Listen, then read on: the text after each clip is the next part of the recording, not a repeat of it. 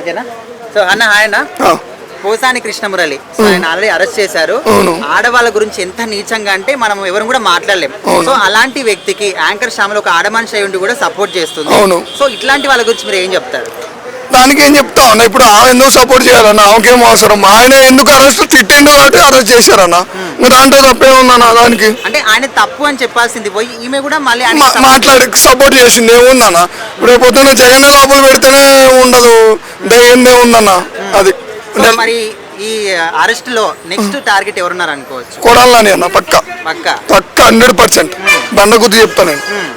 ఎందుకని?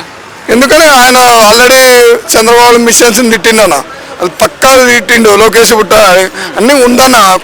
కొంత టైం రావాలన్న, టైం మంది కూడా రావాలన్న, టైం వచ్చేదాకా ఆగాలి. ఓకే, మరి రోజా, శ్రీరెడ్డి ఇలాంటి వాళ్ళందరూ రోజే పక్కా అన్న. మొత్తం ఏముండదన్న, భూమి మొత్తం వైసీపీ అనేది ఆంధ్రాలో ఈ తప్ప భూశాస్త్రం అన్న. అది చిన్న డౌట్ ఏంటంటే, గతంలో ఎవరైతే వెచ్చలవిడిగా నోరు జారి మాట్లాడారో వాళ్ళందరూ అరెస్ట్ చేస్తున్నారు.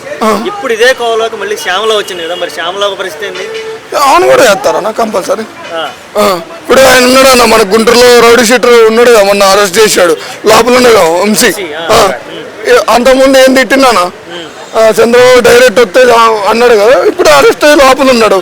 మళ్ళీ పోతే మన నందిల ఎంపీ ఉన్నాడుగా సురేష్, ఆయన అరెస్ట్ అయ్యిండు. ఏముండదు అన్న, జగన్ కూడా నెలన్నరకి నెల 2 నెలల్లో వెళ్ళిపోతాడు. పరిస్థితి ఏంటంటావు? వాళ్ళు పోతాడు అన్న లోపలికి. ముందు జగన్ అయితే